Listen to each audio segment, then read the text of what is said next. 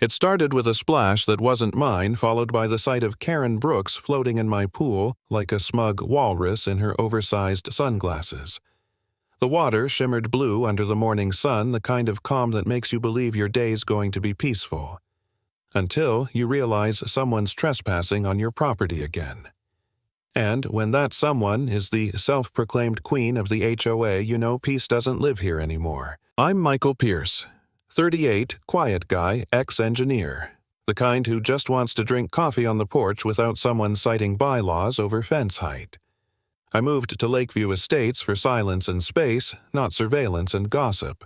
But apparently that memo didn't reach Karen because for her, the HOA wasn't a community. It was a kingdom, and she was the crown. The first time she jumped my fence, she claimed she was checking for pool safety compliance. The second time, she said it was community access. Now, she was just floating there like she owned the place. Enjoying the temperature test, I called out. She froze, half smiling. "Oh, I thought no one was home." I lifted my coffee mug. "Funny, my truck's in the driveway." She gave me that look, the HOA smile. Tight lips, wide eyes, fake charm. "Well, she said the community pool's closed for maintenance. Since your pool's visible from the street, it's technically a gray area." "A gray area?" I asked. "That's my backyard, Karen, not a public amenity." She climbed out, dripping like a sea monster, grabbed one of my towels, and had the audacity to say, "You really shouldn't leave this unlocked. Anyone could just walk in." "Yeah," I said. "Like you." By afternoon, there was a letter taped to my door, HOA letterhead. Official-looking, threatening fines if I didn't allow community access per Covenant 8.3. Signed Acting Compliance Liaison, Karen Brooks. I emailed the real HOA president, Leonard. His reply was one line, "Ignore her. She's not in any position." That's what everyone said. Ignore her. As if ignoring an infection makes it heal. The next morning, she was back with friends. Music floats the works. My pool looked like a discount resort. I recorded it, of course. When she saw the camera, she yelled, "You can't invade my privacy like that on my property," I said. "Technically shared boundary," she shouted back. That night, I watched the footage wondering how far she'd go. I almost called the sheriff. But then I saw that unopened box in my garage, a 5-gallon drum of pool dye I'd ordered months ago. Neon blue. Harmless food grade, but bright enough to turn a lake into a sapphire. And that's when the plan hit me. The next evening, I waved at her like nothing had happened. "Evening, Karen." She smiled, suspicious. "Glad you're finally embracing community spirit." "Absolutely," I said. "Enjoy it while it lasts." After sunset, I mixed 50 gallons of that dye. When the moon came up, I poured it all in. The water swirled electric blue like liquid glass under the porch light. I didn't sleep much that night. I didn't need to. I knew she'd come. At 6:32 a.m., my motion alert pinged. There she was, sliding into the glowing pool, sighing like she was in a spa ad. Within seconds, her skin turned Smurf blue. The scream that followed woke half the block. She stumbled out, dripping cobalt puddles, shouting, "He poisoned me." "It's pool dye," I said calmly. "Non-toxic. Decorative. You'll hear from the HOA," she shrieked. "Good," I said, nodding toward my camera. "Tell them to check the footage." By noon, she was standing in the cul-de-sac holding an emergency HOA meeting, still faintly blue around the neck. "This man has been waging psychological warfare on me," she announced. I let her finish before showing the videos her climbing my fence, lounging on floats, trespassing again and again. The silence afterward was beautiful. Karen Leonard finally said, "You're fined for harassment and trespassing." "You can't fine me, I am the HOA," she yelled. "No," he said. "You're the reason we're rewriting the rules." For a week, I thought that was it. People congratulated me. Kids whispered about the Blue Lady. Even I laughed until I saw her again. Tuesday morning. Aviator sunglasses, clipboard, and a little camera. She was photographing my pool. "Morning paparazzi," I said. She didn't blink. "I'm documenting violations. You've altered chemical balance. It's an environmental hazard." It's food dye, I said. That's what you say, she shot back. We'll see what the county says. That's when I realized she'd switched tactics. She wasn't trespassing anymore. She was framing me.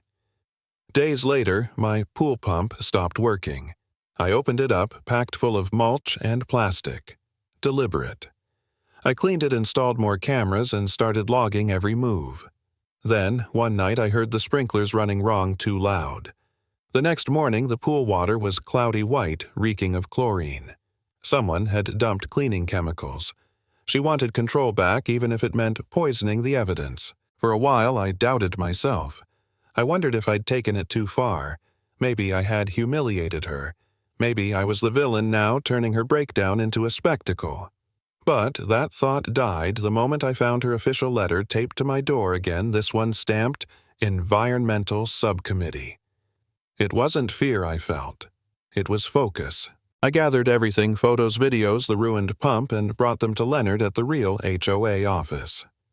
He sighed. We can't suspend her membership, but we can revoke her privileges. Privileges, I said.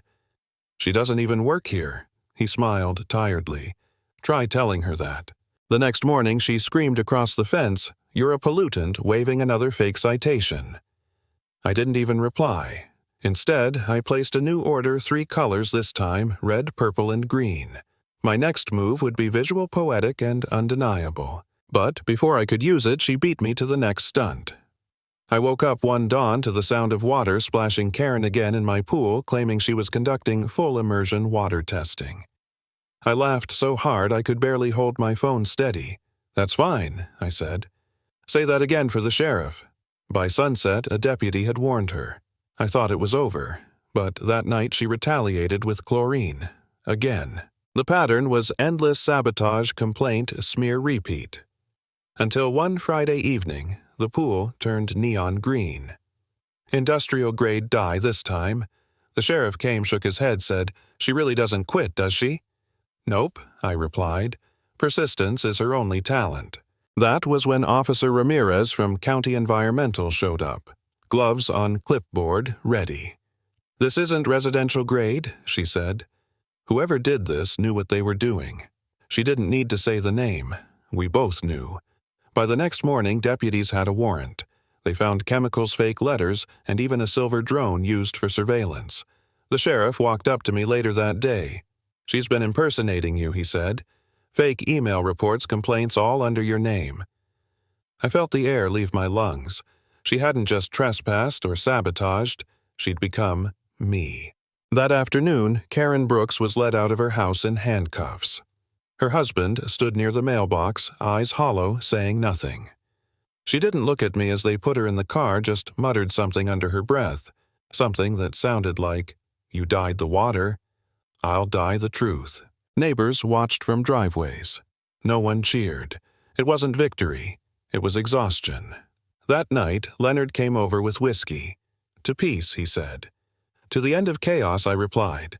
We drank in silence, the reflection of the porch light rippling across the clear water. The HOA removed her name from every record, every subcommittee, every newsletter.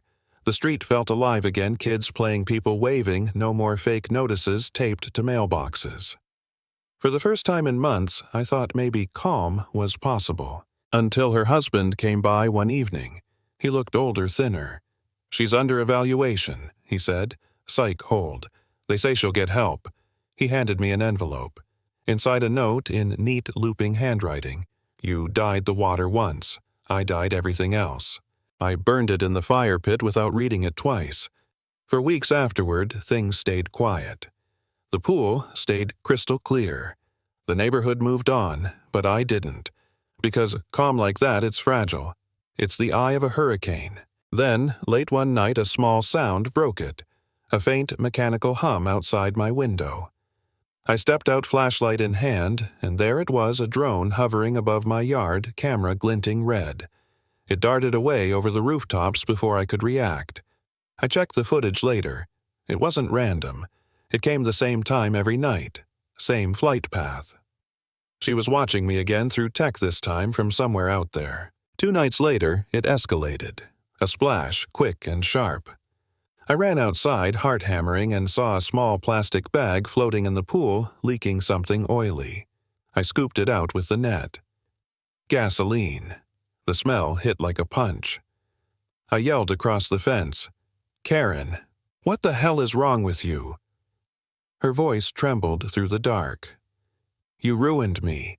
You made me a joke. Then stop proving me right," I shouted back. The next morning, the sheriff came again. This time it wasn't a citation, it was an arrest. They found more chemicals, gasoline, and emails she'd sent pretending to be county officials. As they cuffed her on the sidewalk, she finally looked at me, eyes, hollow voice, barely a whisper. "You think this makes you safe? You'll never be safe." Then she was gone.